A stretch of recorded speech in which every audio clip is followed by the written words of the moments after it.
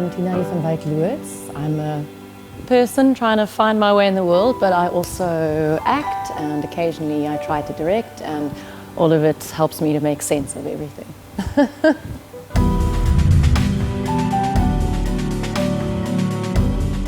When I was a very little girl in primary school, we moved towns, and this is what my mother says, so I can't necessarily remember all of it, but my adjustment to the new school was a little bit difficult, and I was actually, believe it or not, a little bit shy, and she thought that I would benefit from doing little classes. And I grew up in Port Elizabeth, and Marlene Pietersche is there, and I used to go and do little poetry classes with her, where she taught me to do small poems, and occasionally she'd have evenings where we recite these poems, and I found unbelievable freedom and joy in being able to say the words and tell these stories and to emote them.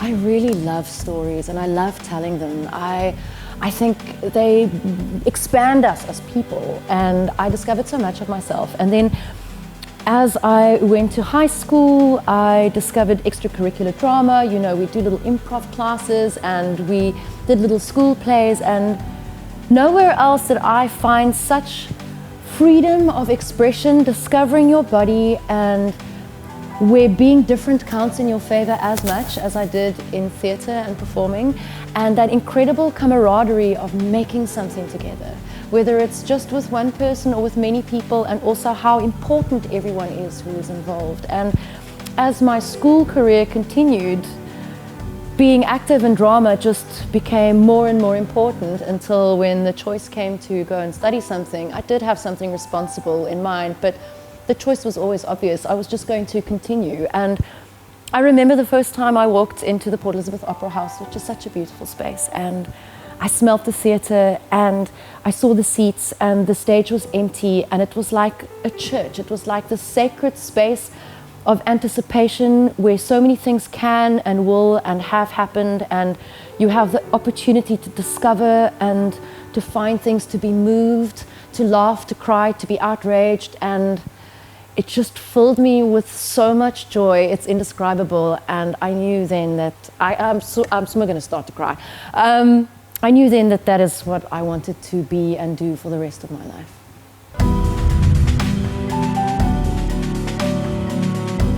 The incredible thing for me about discovering drama and art and performing arts at school was how it just opened my mind to so many incredible possibilities. It imbued me with so many new life skills that I never knew I had, and also, I don't want to say that I was a misfit at school, but I didn't quite know where I fit in until I discovered the arts, and suddenly things that didn't necessarily make sense on other platforms made sense to me, and I felt like it didn't matter what you look like, what you sound like, or what it is that you have to offer. There is a space for you there.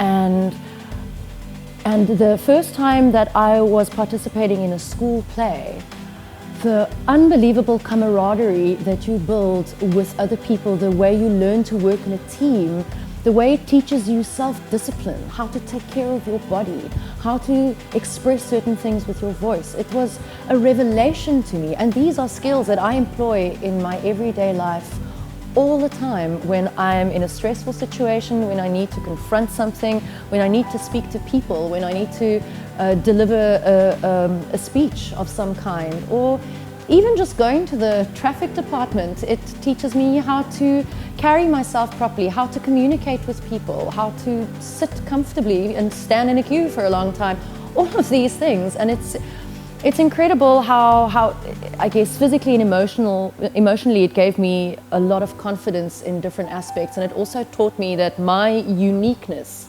is a gift, and that I should embrace different body shapes, different sounds, all of those things, and how differences make the world a beautiful place. And then on a completely different plane, I believe that storytelling and expression is how we gain insight and understanding into each other as human beings. I think that politically, the world is such an incredibly complicated place, and it's so easy to make assumptions and draw conclusions, but when people have an opportunity to express themselves in what I see as a sacred space. I see where people create art, albeit on the pavement, in a privileged space of a theatre, in an art gallery or in a cinema, that we have the opportunity to see the individual story rather than just interpret broad strokes all the time.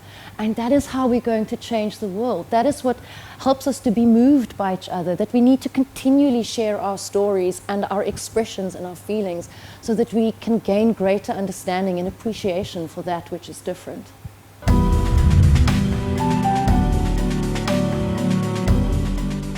Young people often ask me, should I go and study drama? And it might be irresponsible, but I always say follow your heart, because you might go and do something else, but you will forever wonder what it would have been like if you did not. I cannot tell you if you will guarantee that you will be successful. I mean, very few of us actually are, and it really is a challenge. I do a lot of voice work, I do a lot of script translations, I do odds and ends of all kinds in order to keep the wolves from the door, but I am also prepared to pretty much do anything. I do have 3 golden rules. I only do a job if it's financially viable for myself, or whether it means that I can grow and learn more about my craft, or what it is that I do, or the material is truly engaging and informative and educational, or I'm working with amazing people who expand my inner life and my inner world, and I build up relationships that I will have for the rest of my life. But if the work does not have one of those 3 things, I would seriously reconsider. And it is a very difficult path. It's difficult to learn to say no and to have self-preservation. And you learn these lessons by making mistakes. But I encourage people to make mistakes, because without wanting to sound like a cliche, I would rather regret the things that I've done than the things that I have not done. And even if I did not go to study drama, I think that the support and the foundation that I have by having done so has given me so much insight into other aspects of the world and how to communicate with people and appreciate certain things. And especially in this day and age and climate, it's difficult. Your competition is great, but it's such an incredibly supportive industry, and we all really just want the best for each other, and there is so much support and so much love and so much encouragement. It's really quite heartening to know that it is that way. But it's not for the faint of heart. You should know that you have to be tenacious.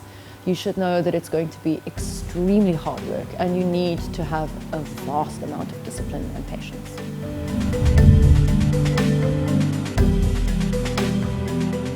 I have been a freelance actor all my life, which is a great privilege. It's not something that everybody gets to do.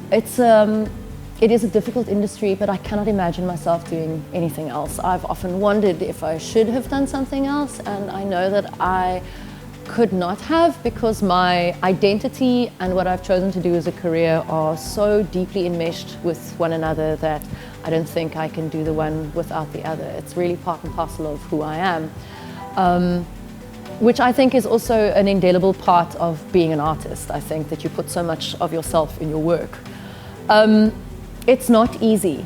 I have done many different things. I think the more you can learn to expand yourself, the more you learn, the more you try to gain more insight into what it is that you do, the more skills that you try and employ, the greater your base is for you to draw from, because you are at the end of the day a business, and it's a very hard lesson to learn when you overextend yourself, when you pick the wrong jobs, when you damage yourself because you don't warm up, because you don't take care of your body, because you overindulge in certain aspects of your life.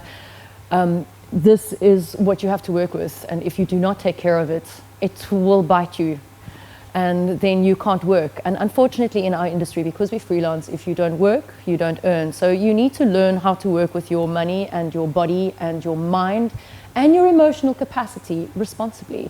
You need to know when is a good time to say no. It's very important to learn to say no, but you should also know that you are going to be dealing with rejection a great deal.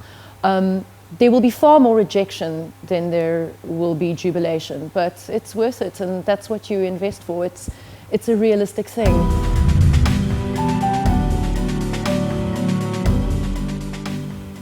I think in order to have longevity in the industry, it is first and foremost, I would I would say respect is possibly the most important thing that you can keep in mind at all times, on all levels. Respect for yourself, respect for your body, your voice, your craft, the work that you've done, the work that you know you did or didn't do, but especially respect for everybody else who's doing it with you, your co-actors, the directors, the technical staff.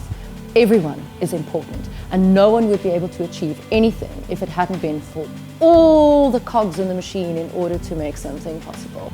So I'm a great believer in respect, because so many things trickle down from it. Love, appreciation, generosity, being on time, being professional, picking up your costume, treating people with kindness, not seeing yourself as more important as anybody else. That all comes, I think, from having respect for yourself, for your craft, and for the people that you work with. You need to be patient. It will require a lot, but you need to be patient. You need to be disciplined. You need to do the work.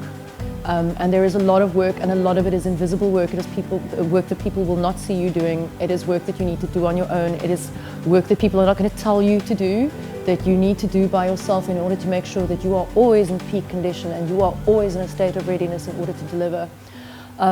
It's great if you have talent. It's amazing, but it is something that you can shape. You do not need to have talent to get far in the industry. You can do it with hard work, you can do it with tenacity, and you can do it with great discipline and care and study. I would rather work with an actor that treats me with respect, or a director that shows up on time, than with somebody who is talented but does not make it pleasant to be around. I feel life is too short, and we are too beautiful creatures to be doing that to each other. Sometimes it's not always visible in the work, but it'll be visible in your heart forever. So I would rather work with somebody who's professional than somebody who's talented, and therefore just be professional, know how to carry yourself, and that counts for any industry, not just for performance and acting. If we can all be this way, the world might be an easier place to be a part of.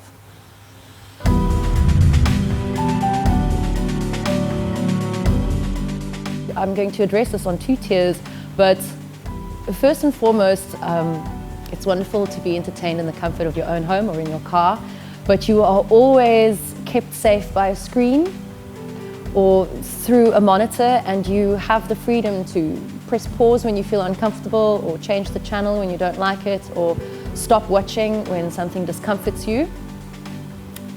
Or you can re-watch it if you enjoyed it very much. But there is something indescribable about, I might cry, so forgive me if I do, about experiencing something live. If you stand in front of a piece of art, we spoke about it the other day, there is an aura about it. You can see a print in a book, but to stand in front of something that someone had created, to see the texture of the paint, to possibly have the privilege of smelling it, it touches you on a level that cannot be explained. The same goes for live music. It's great to hear the bolero on your radio. It might annoy you to the degree that you want to switch it off, but I can guarantee you, the first time you sit in a live orchestra performance and you hear that piece, by the end of it you will be on your feet and you will ululate. If you are at Cape Town City Opera and you hear the way those people sing and you are part of that performance, you are participating, because especially in theatre and in live music, the moment you come into a space, albeit a theatre, whatever space it is that you have chosen to perform in, the moment a practitioner and an audience member share that space, you have entered into contract with one another to be there for the duration of it, unless you choose to leave. That is your choice, but then you can't come back in. You can't push play and watch it again. And you become part of that performance. There will be no performance like that again. The performance will be repeated, but it will always be different. And you are a part of it now. You are complicit and implicitly a part of what is happening there. If something traumatic is happening on stage, it moves you because you wish to intervene, but you cannot.